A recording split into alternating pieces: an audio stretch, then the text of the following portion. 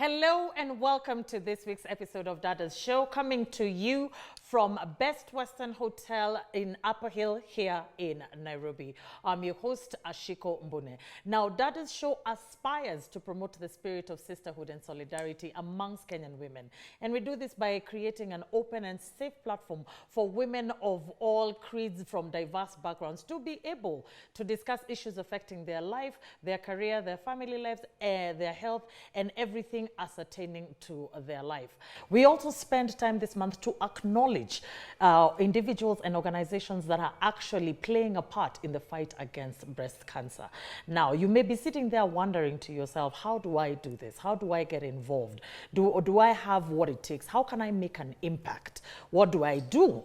And of course, the answer is very, very clear. Today, the proof is in the pudding. Today, I'm joined by a group of women. Actually, I'm joined by fantastic individuals who, in their own one way or another, are making an impact on the lives of those who are affected with breast cancer, which goes to show us that sometimes you do not necessarily need to have deep silver-laced pockets to be able to make an impact. All you need is innovation, compassion, and a little bit of creativity. As always, we welcome you at home to join us across all our social media platforms at KBC Channel 1. You can also reach me directly at Ashiko, the host, across all social media platforms. Now, before we get into this week's conversation, let's take a look at the following feature.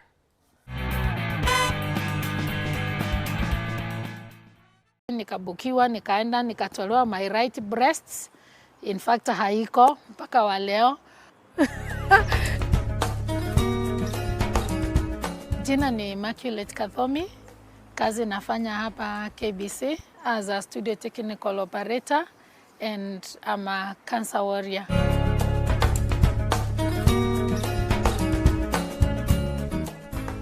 Towards the end of 2013, I just developed a lump kwa my right breast. Sikuwa nakaelewa. But after 1 week, kakitu kalikuwa kakamegro kiasi. So now nikakuwa curious. Nikajiuliza, what is not happening? After 2 days, tena kamegro, but akakuwa kachungu. So I decided to go to the hospital. UFNA wanatoa kamaji ndani, ni kama kudungwa na kashindano hivi, wanatoa maji ndani, kanaenda kanapimwa. After 3 to 4 days, nikarudi tena, wakaniambia hiyo kitu hakuna kitu inapatikana. Huyo daktari alirecommend I go and see a breast surgeon.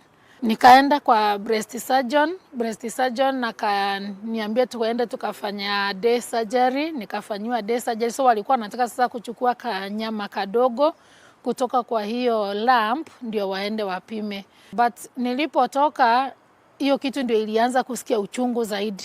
Nikaambiwa niende results on 6th of January 2014. So nikaenda, I remember it was on a Monday. Nikaenda nikachukua hizo results, but now pia the way the doctor ali break the news, ilini break so much because aliniambia Immaculate, I'm sorry, it is cancer. We need to book you tomorrow for theater. I could not control crying. I cried from that time mpaka I could do nothing. Literally, I could do nothing. I couldn't even walk out of that office ya daktari. Ilikuwa stage 1. Wanaita stage 1A.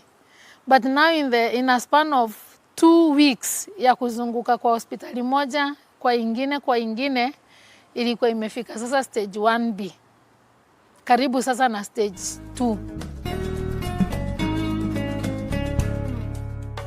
I decided to look for a second opinion, so I went to another hospital, nikaangaliwa, wakaniambia, anyway, Immaculate, hakuna otherwise, hii lazima itaenda kutolewa. Aliniambia tu wewe tembea, najua uko stressed, wewe tembea lakini najua utarudi tu. So that's what I did. Nilitembea hospitali zote nikiwa in denial ya kwamba I was in denial ya kwamba it is not that. So nilikuwa na expecting daktari watatu aniambie si hiyo. Nilikuja nikaji-accept, nikajikubali, yes, Immaculate, you're sick. What do I do now? Nianze matibabu mara moja. And that's what I did. Nikaenda Kenyatta National Hospital. Hapo ndipo nilianza matibabu, nikabukiwa, nikaenda, nikatolewa my right breast. In fact haiko mpaka wa leo. After that nikakaa heal kidonda. After healing kidonda nikaanza chemotherapy, nikafanya huko tu KNH nikamaliza. Ndio from there nikaenda sasa kufanya radiotherapy na nikamaliza yote. So in a span of 1 year nilikuwa nimemaliza surgery, nikamaliza chemotherapy na nikamaliza radiotherapy. After 1 month daktari akanipea dawa, nikakunywa dawa for about 5 years, lakini bado nilikuwa naenda bado clinic. Mpaka wale naenda clinic kuangaliwa. I thank God nilikuwa na support ya familia. That is one, my hubby was very supportive, and the extended family. Yani everybody alikuja mpaka kuni support kifedha, yani everything, cause yenyewe ni expensive. It is very expensive kwa sababu kama I remember that was in 2014, na chemotherapy moja nilikuwa nafanywa na between 30 to 40,000, and I had to do 8 sessions. Wengine hata wataki kudisclose ya kwamba ni wagonjwa. Mimi ile kitu nilifanya ni kama niliambia dunia yote niko mgonjwa. Mimi sikuficha. Nilikuwa naona wengi wana lose hope katikati. Do you know mimi ndio nilikuwa na wa encourage kwa sababu mimi nishajikubali. I was very strong mpaka nilikuwa nimenona. Hapo ndipo niona ukweli si ati kansa ni kifo. Ni bora tu inaanza kwa akili yako. Ukishakubali ya kwamba uko mgonjwa, matibabu uanze, na ukubali unaanza matibabu, unapata kupona. The society saa ingine si mzuri na ni mzuri. Nakumbuka there is one mwenye alikuja kuniangalia akaenda kuambia wengine majirani, vile nimepata ima. Unajua sasa saa ingine unawekwa kemo, ukiwekwa kemo hiyo siku yenye umewekwa, saa ingine ilikuwa inakuweka chini. Kama mimi ilikuwa inaniweka chini, alafu the following day ninaamka. Nakumbuka mmoja alienda kaambia wengine, huyu enyewe ni masiku tu tunampea. October being a breast cancer month, ningewaambia women wasiogope, na ningewaomba sana wamama na wanawake, mtu ajikubali tu jinsi alivyo. Ukisikia kama kuna kakitu unasikia kwa titi lako na unasikia kako foreign, kakitu foreign, jaribu tu uende hospitali. Na si lazima ungoje kusikia kwa kakitu. Ni vizuri kwenda kila wakati, kama ni every year angalau unaangaliwa na daktari. Na ukishapimwa uonekane iko, usifikirie ni mwisho wa dunia. Kuna matibabu iko, na ukianza matibabu mapema utapata kupona. Welcome back. So if you're just joining us, this is the Dadas show, and today our episode is dedicated to creating awareness on breast cancer. As mentioned before the break, I am joined by a group of ladies who are using their talent, who are using their resources, who are using their creativity to be able to stand in the gap, to be able to support those who are affected by breast cancer within our borders. So, of course, joining me is Muthoni Mate, who is the founding director of the Cancer Cafe. Thank you so much, Muthoni, for joining us. Right next to her, I have Amanya Kuchio, who is a member of the Women Bikers Association. I'm so excited to have you here. And then finally, we have a friend of Dadas show. We've had her here before, and we are always happy to see her coming back to regale us with her intelligence and her experience and her smarts. So, of course, the one and only Dr. Tasneem Yamani, who's also a member of the Women Bikers Association. Last time she was here, she was wearing a different hat.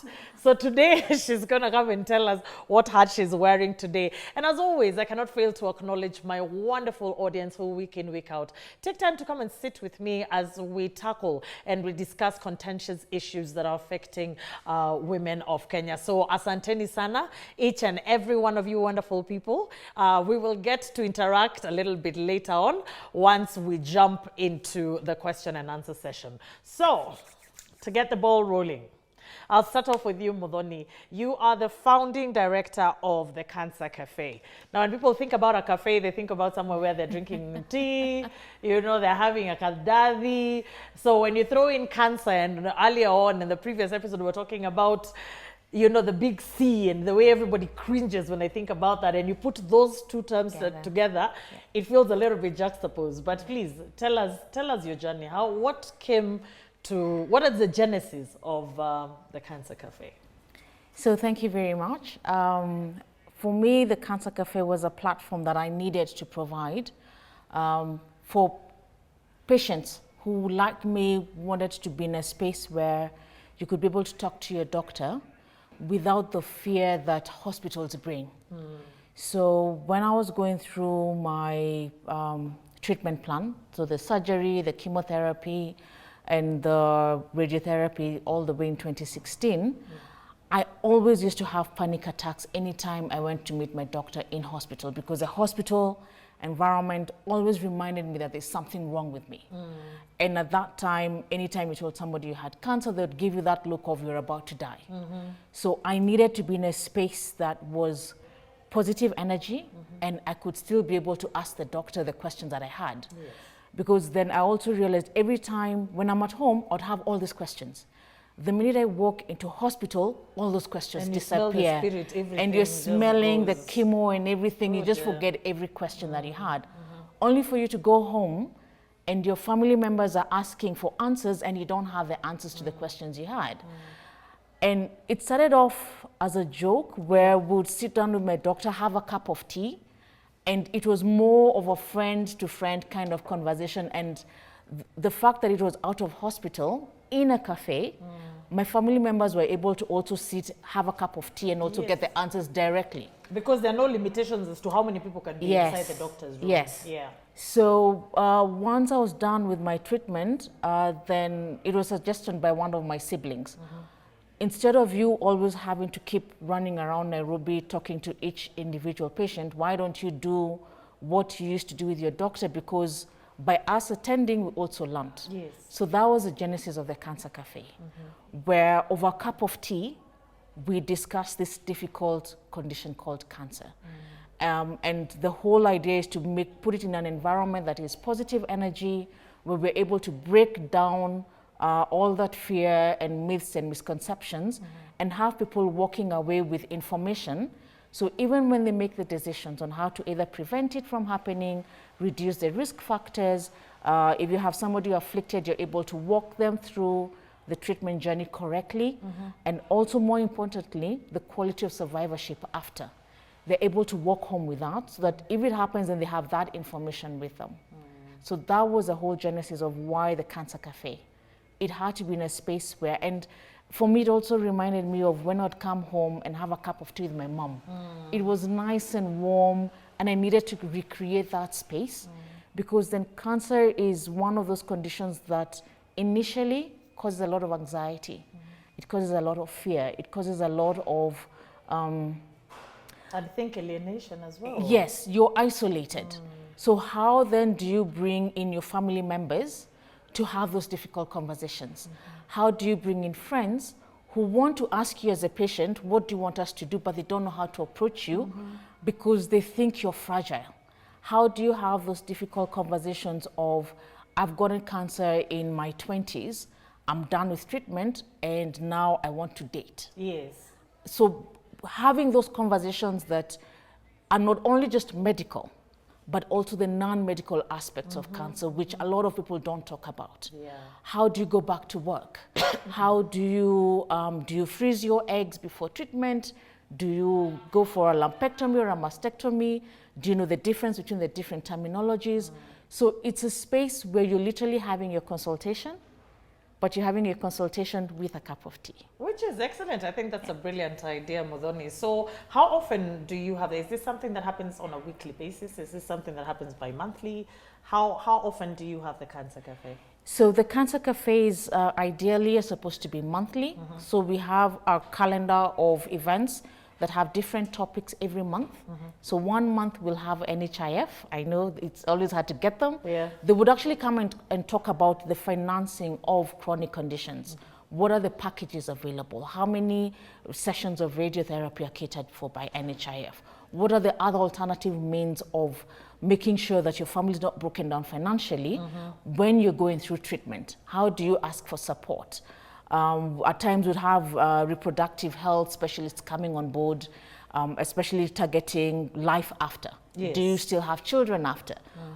If you have a family history of cancer, how does that affect your children?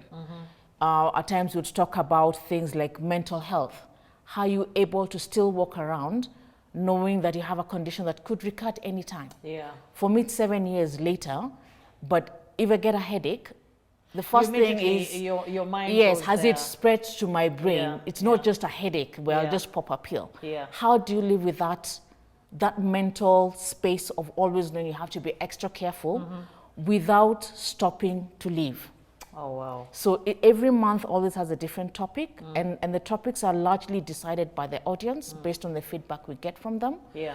And based on that then is also how we're able to come up with, especially the financial aspect of it was kept recurring. And that's how we were able now to have an economic empowerment because once in an audience we had a survivor who said that she couldn't even afford the transport to get to the cancer location. cafes and to get the information. And to get the information, which at this point is very crucial for them. We'll come back to you, Modoni. But thank you so much. That is such a noble endeavor. And like we were talking about, it's innovation. You know, sometimes, what do they say? What is that thing? For necessity is the mother of words. All innovation. So when we're sitting and you're thinking, I don't want to be in the hospital, I don't want to constantly dealing, you know, you're hearing people over the intercoms and you're panicking and you're freezing and, you know. So I think that's a very good innovation. We'll come back to how it actually works and some of the things that you go through. But let me jump straight to Amanya. You know, Amanya and Daktari, both of you are members of the Women Bikers Association. And I'm still wrapping my mind around it. And please, believe me, I am one of the most liberal people on earth. I'm like, you know what? Do you live your life, etc. But I'm already scared of bikes as it is for a man. I know that sounds completely sexist, but for a man. And now you come. So I'm also embracing a group, a demographic of women bikers. So I need to stop my mental and you two at home from thinking when you think of bikes, you think Duthi. So now you're thinking Duthi. So now this is Women Bikers Association. So let's start first of all, why bikes? Out of all the things that can move from point A to point B, including our feet. And then secondly, what are some of the things that you're involved in, especially in regards to breast cancer awareness? Okay. So why bikes? It's cost effective as well. We know Nairobi, the traffic is insane. Yes, yeah. Most people start with being commuter bikers, like getting from home to work. When I started riding, I was living in Kiserian and I was working in Westlands. So I'd be on the road 5 to 6 hours a day in traffic. And I know that for a fact. I was also residing on that side. I know that for a fact. Yes, so 5 to 6 hours. I needed to find a way to, I'm a mother, so I needed to find a way to get home in time to help with homework and school prep in the morning, all that. So I started riding, and then I realized that there's more to riding than just riding, going to work. You know, people are traveling across the country, across the world. We have some good friends of ours who traveled across Africa and the States as well. South America, yes. Actually, their trip was cut short because of COVID, the restrictions. But basically, I realized you can do so much. Then there was this whole community that, of course, you don't know about until you start riding. Absolutely. So we have what we call, apart from the clubs, like WBA is a club, but we have what we call Nyumba Kumis. These are neighborhood groups of like the riders who live in a particular area. So we have Nyumba Kumis in every place. So like Watua, Rongai, Kiserian, we have a Nyumba Kumi, Ngong. The guys who live on Ngong Road, Kilimani, Lavington, Kileleshwa, Outer Ring, everywhere. We have a group for the people who live there. So we offer, you know, support in terms of the knowledge, skills that people need to have while they're on the road. It's an opportunity for people to also just hang out, to meet, to kule nyamchom, you know, just be easy and just offer that support for, you know, Kenyans have not really embraced biking per se. So there are things that only we, being on the road, understand that someone who's in a matatu or who's driving would never get. Or seated on this seat right here would just not understand completely. Yes. The adrenaline, the freedom, the word, I mean, it's just going, whoo. But then again, the fact that it's women, so for me, if it's women, and if I hear, oh, the women doing this, the women doing this, I'm there, guns blazing. So now here you are, you're a woman. Of course, I have the t-shirt written, anything you can do, I can do better. I mean, I get that. And then, of course, but then there are the things that are physical limitations, you know, nature versus nurture, you know. So here we are, and you're women, you're in an organization, and now you're using what you like doing for a worthy cause. Tell me about that. Okay, so part of the reason that WBA and all the other women clubs were formed is because as bikers, there are things that we generally experience on the road, but then there are things that are specific to women. So like, how do I put on makeup and still put on my gear? My helmet. Unajua nisifike kwenye na nimefika alafu nikitoa helmet wig pia inatoka. You know, you know, things like that. When you're on your period, how do you handle, you know, like, you know, things that men cannot answer in a group. So we started by just forming a WhatsApp group, and then we realized we don't just want to be, you know, perceived as cool women who ride. We want to be able to have impact through the work that we do. Right. So, so WBA was started 10 years ago. So we are celebrating 10 years this year. Congratulations. And let's give them a round of applause. 10 years of riding. Wow. And so our initiatives are around, first of all, building a thriving community for female bikers. And then we do a lot of community service activities. So we have several initiatives around safety and training for our members and for other female riders. Yes. Then we also have like the initiatives around breast cancer, which is called Bikers for Boobies. That's our initiative, which we've been running for 4 years now.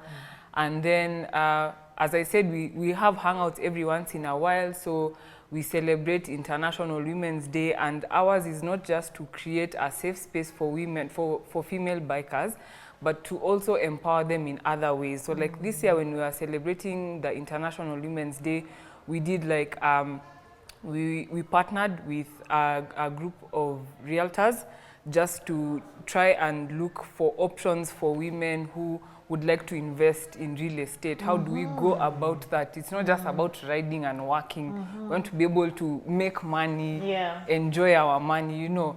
And then a lot of the initiatives we do are tagged on not just doing something for the community, but sleeping a ride in there. So for example, we have initiatives around mental health and general health. So we have a ride that we do around this time, October, November, to create awareness on Alzheimer's. And we'll do it as a ride. So we will, like last year, we rode to the coast for a weekend. So as we go, you know, we'll be posting information about what Alzheimer's is, just creating awareness around these things.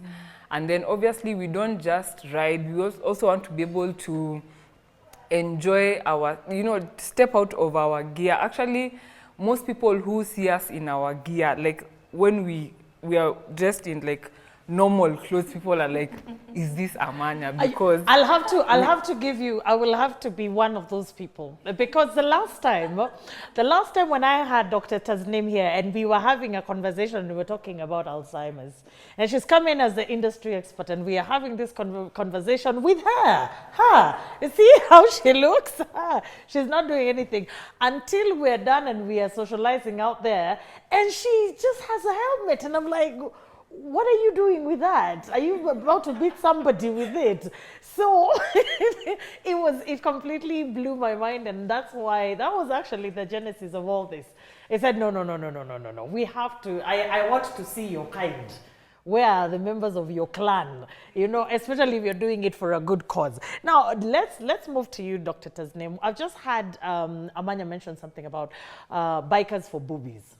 And of course, in honor of Breast Cancer Awareness Month, tell us a little bit about that. So the initiative initially was all about creating awareness about breast cancer. But as the initiative has been growing, we realize everybody in October is talking awareness. Yes. I think if I told somebody now to examine their breasts, it's like, you're talking to me about something that's talked to me all along. All the time, yeah. I'm done. I do it every year. So Yeah. if today we compared the number of people who actually self-examine, are more aware of what they should do, are much higher than when we started. So we sat down and reassessed what we're doing. That is So true. initially it was all about doing a ride, getting together a group of ladies in different categories, getting somebody to come and talk to us about cancer, what it is, how to screen, when to screen, how often to screen, and the whole thing that is repeated over and over again every year. And it's still being done. It's important because there's still people who don't know. But in addition, we said, how do we now create an impact? So now we know you're going to get screened. Then what? So let's say a group of 40 of us go and get screened. One of us finds cancer. So then, now you've created a problem where that person didn't have one, because that's the idea. What I don't know can't hurt me. Yes. Because you're not told them what to do after. So this year we said we partner with Cancer Cafe every year. This year we took it larger. We said, we've talked about that. We may not be in a position to offer treatment options and all. How can we support people who have gone through cancer? And Cancer Cafe has this initiative of knitting a boobie. Yes. Right? So what they do is they make boobies that, like you see, ideally after mastectomy, a woman's appearance is totally your self-image. There's so much attached to a woman when it comes to her breasts. Yes. So that image can really make you feel isolated from the world, like what Muthoni mentioned earlier about going back to the world after your treatment is done. So people get prostheses, but those are not exactly pocket friendly. Of And it's course. not the average Kenyan that can go and say, I'm going to go and cough up a couple of thousands to have a boob, because ideally And then it will be a fake one. And a then fake they'll boob, be like, and "It's then a there'll fake be one." that, should I put food on my table? Should I look buy for a a job, or boob. should I go and find something to make it look like I have a boob that I don't really have? Yeah. Right? So Cancer Cafe came up with these knitted boobies that are for just about 1,000 each boobie. Wow. And that has also created an avenue for the people knitting them to Yeah. earn generation. These are make cancer some survivors money, doing yes. it. So because they had no work, this became the new way of life. Wow. So we partnered this year with also male bikers. And this is the support we say as a community of bikers. Bikers understand bikers. So we tend to, as much as we're women bikers, when it comes down to it, we find men joining us to support our causes, and likewise. Because it's about being on the two wheels that we share in common. Yeah. So the idea of men joining in helps us help them support people they may know going through something like this as well. So it's bringing a much wider aspect to this, things that don't understand. Because even as women, when you're going through this, you're wondering, is my husband understanding what I'm going through? Does he get it? And maybe he does, but he doesn't know what to do. How do I support you? I mean, I can tell you it's fine, but for me it's, yeah, for you it's fine, but for me it's not. How do you? So the men joining in helps them get that connection in as well.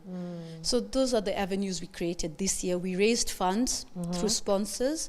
We rallied for sponsorship, took funds back to Cancer Cafe for them to now be able to reach more people who, like she said, may not be able to come even for the cafe, may not be able to afford during chemotherapy, a blanket to warm themselves, because it's quite trying when you're going through chemo. You get dehydrated, don't have a bottle, so you're drinking a glass of water and then you don't know what to do. So trying to reach the underprivileged people in giving the support after they know they have cancer. Wow. Thank you so much. I mean, that's commendable. Like, seriously, that is. I mean, I believe that initiative deserves a round of applause. Aside from that, what are some of the challenges, Muthoni, that have been presented your way during a Cancer Cafe? So it's interesting that you've asked that question, because it's a question we always keep asking, especially between patients and survivors. And most of the biggest challenge that actually comes in are two things. The financial aspect is huge, because then you're having a situation where a parent needs to figure out, do I buy food or do I take myself to hospital? How do I continue living when I can't work anymore? Yes. I still have to buy medication, I still have to run a household. The other thing that is also quite huge is just the acceptability of you being a person living with a condition. How does society take you up? The minute I always have this joke, the minute I sit and say, oh, hey, I have a cancer condition, people literally just, two things. They'll either take off, or they'll awkwardly be, hi. It becomes so strange, almost yes, yes. Someone does not know whether to run away from you or to hug you. And that's why I don't like being tagged as a survivor. Because the same way, the minute you put a tag like that, then that's what I become. I stop becoming a scientist, I stop becoming a mother, I stop becoming a wife, I stop becoming a sister. I am this condition. And I always tag it back and say to people, if you're not going to call a malaria survivor, why do you want to call me? Why? I mean, I just went through a condition. It's a disease like any other. It's tougher. It has a higher mortality rate, but it's a disease. Now, the minute community is able to accept you back and take you as you are, then it builds that confidence. But for you to be able to build that confidence, that's the challenge that you need to overcome. How are you able to still walk around and still be your feminine self so that you feel that you're still lovable? How do you still go back to work without wearing a very heavy sweater in the middle of January heat? Because then you're trying to hide that you're imbalanced. You'll end up finding there's some patients who have one breast cut off instead of both. So even when you wear clothes, they're hanging. So you're not even confident about yourself as a person. You don't know, if you have a double mastectomy, am I male because I'm flat-chested? Am I female? Where exactly am I? So you're already dealing with the mental issue of identity crisis. So what the Cancer Cafe does is just bring, one, people together for them to know that this is not a unique problem. Two, give them the information that they need to be able to make informed choices. And three, find solutions among ourselves. So the partnership we have with WBA came about from survivors and patients asking, if we were to go back to hospital, what would we want people to come and visit us with? Kawaida, we know if you're visiting somebody in hospital, you come with one or two things, fruits or flowers. Now, if everybody comes with fruits, you will not eat all of them. If everybody brings you flowers, there's only so much you can. But what would be those things that you need? Things like your doctor telling you keep hydrated, so come with a flask. Things that when you're going through chemo, you're always frozen, and the hospital may not be able to bring you that hospital blanket, which you don't even want. It already has that smell of hospital. That's the last thing you want when you're going through chemo. So like I used to carry a blanket from home. So what are those care packages or care items that somebody can come and see you when you're in hospital as you get your treatment? And the people who now are generating these items are also survivors. So it ends them, they end up earning something, which then gives them back that dignity of, I didn't beg for this money. It's not a handout. I actually earned something. So what you'll find is over time, the pilot we've done with about 8 of the survivors, you need to see them. When we started off, they were very shy, very timid. Now, when we had the last biking session, they could hardly wait to meet and interact. And you could, for me, that joy of seeing that transition is why I do what I do. Wow, that's excellent to hear. Now, before we go on a break, very, very, very quickly, Amanya, please tell me, what are some of the challenges you experience as an organization? Really quickly, as we wrap it up, but then we jump into the question and answer session. Okay, so one of the other hats I wear apart from being a member of WBA is I'm the vice chair of the Private Bikers Association of Kenya. And our mandate is to create awareness on safety and training for our members, to intervene for them in terms of legislation, and then just to ensure that we associate as members. And I think one of the challenges we've had is that being categorized as one like watu wa nduthi. And there's a difference. And I was guilty of doing that when we began. Hey, these nduthi guys, oh we are all two-wheelers, yes. But there is a difference between private bikers and commercial riders. So private bikers are people who've decided that they will ride motorcycles as a means of commute. These are people who pay taxes just like anyone else. They work in offices, they're professionals, they're lawyers, they're bankers, they're social workers, they're doctors, they're business people, all this, yeah? So just getting the government to realize there's a difference and figuring out how we can make the roads safe for all the two-wheelers, not just the private bikers, but also, you know, commercial riders. How do we ensure that people have proper gear? How do we ensure that our roads can accommodate all of us, not just, you know, drivers, because we'll be harassed on the roads by drivers. Lakini wewe unalipa tax na mimi nalipa tax, na hii tax yenye si wote tunalipa is what gets us on the road. So you don't have more right to be on the road than me, you know, than anyone else. So just getting that recognition, creating awareness amongst the general public as well on just things biking. So you see the way now my family will drive around, being more cautious of bikers is different, is more different than the way it was before I started driving. Because this could be Amanya, this could be Tasnim, it could be anyone that you are hitting. It literally could be anyone. So these are mothers, their friends, their brothers, their sisters, their daughters, their sons to people. So we need to all be able to share the road. And there's enough space for everyone to get wherever they are going. So just creating awareness around, we are here, we are not going anywhere, we are growing, so you better accept that we are here. Let's figure out how we'll coexist. That's excellent. I mean, I love that. I mean, to be honest, if there are people who are out there and this is their set way of living and they're doing something, they're making an impact. Like in this instance, there's so much good that is coming from what you people do. And if the thread that brings you together is biking, then by all means, you should be able to get the support from the government. You should be able to get support from the members of the private sector, public sector, everyone. You should not be bundled up. But anyway, I hear you, ladies, and thank you so much for what you're doing. We're going to take a small break and then we'll come back for the question and answer session. Please don't go far away.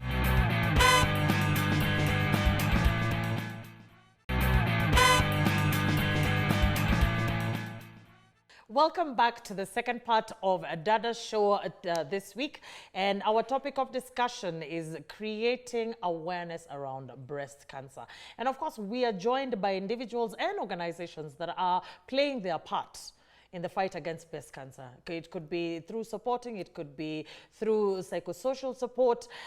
In whatever way they are playing, they are doing a great job, and we're definitely acknowledging them. So remember, as usual, from wherever you are, you can reach us or across all our social media platforms at KBC Channel 1, and of course my personal pages, which is Ashiko, the host, across all social media platforms. So of course we are getting into my favorite part of the show, which is the question and answer session, where our audience gets the opportunity to interact with our wonderful panel. So to start us off, we have Eunice, who has a question for Modhoni. Eunice?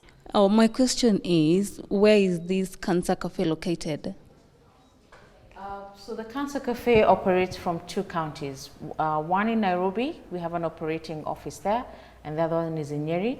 We do not have a physical office because cancer does not know a locality.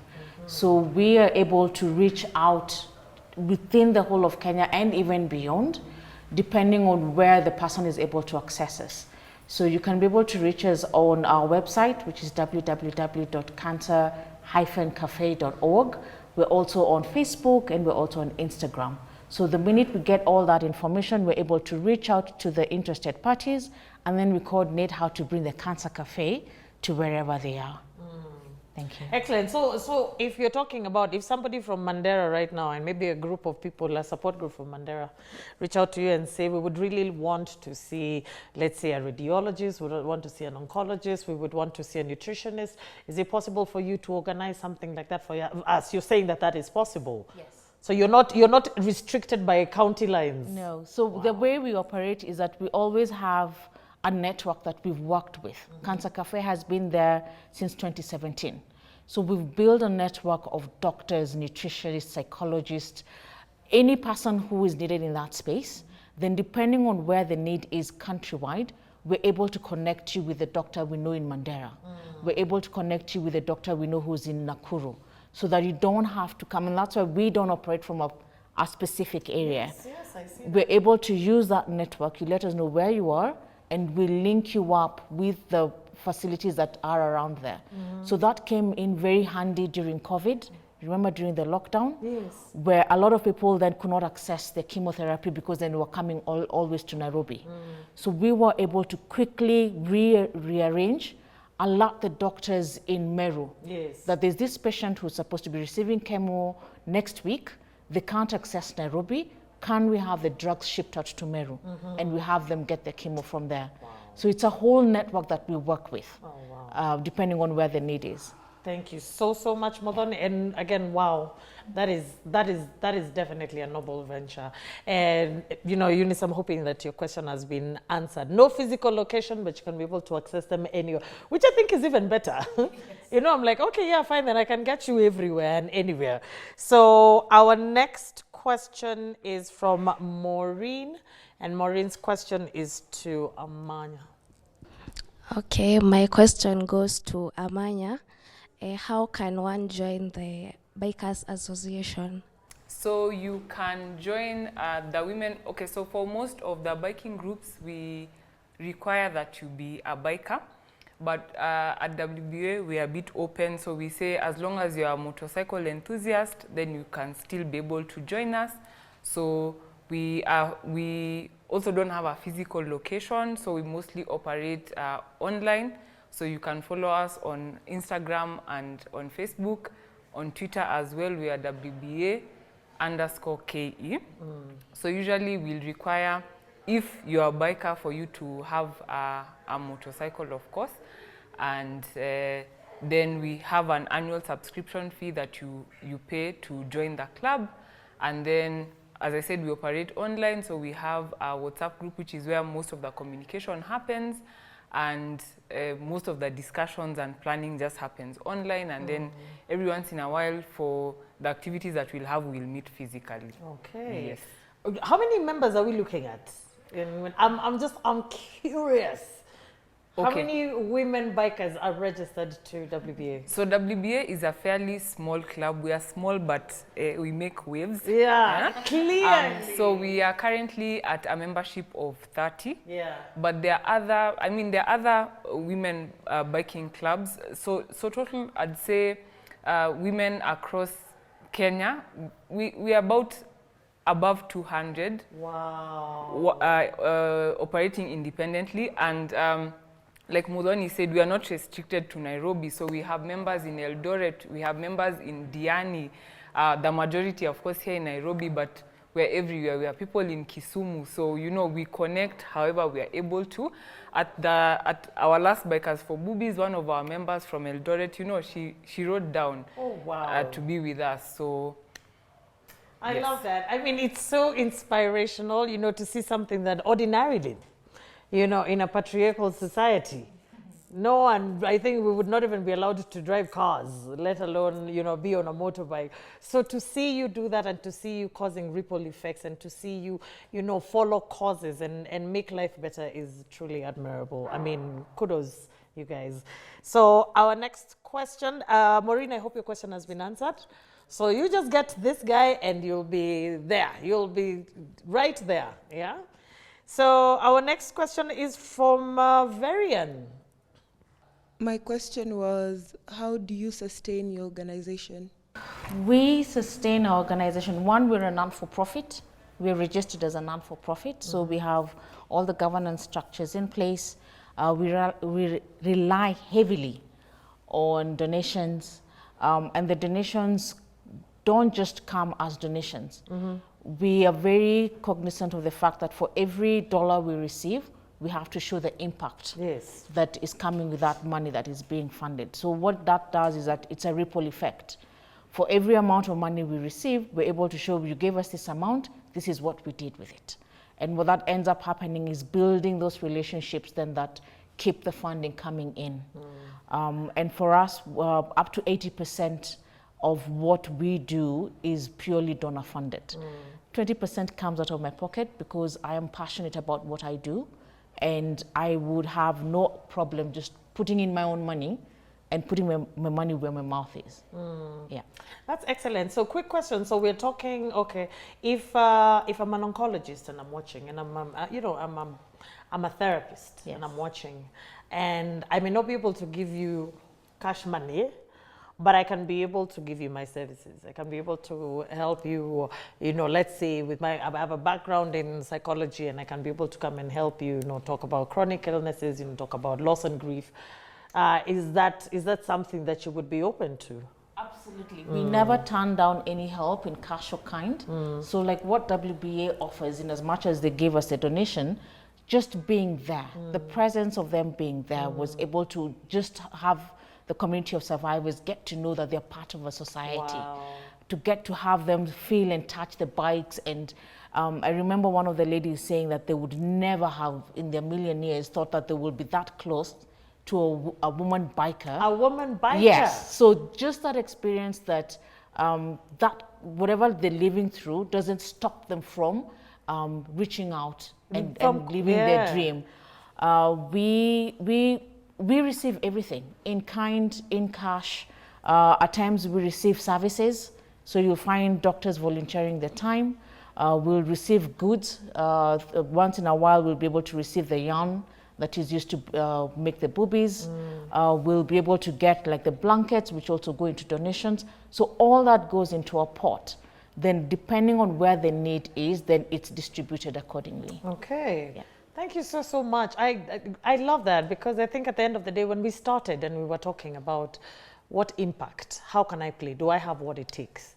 I think the idea is to look inward and figure out, what are my God-given abilities? If I have a big bank account, let me send something that way. If I can come and perhaps talk to you guys continuously, I think at the end of the day is what can you do? How can you give back to the community? Over to you, Dr. Tasnim.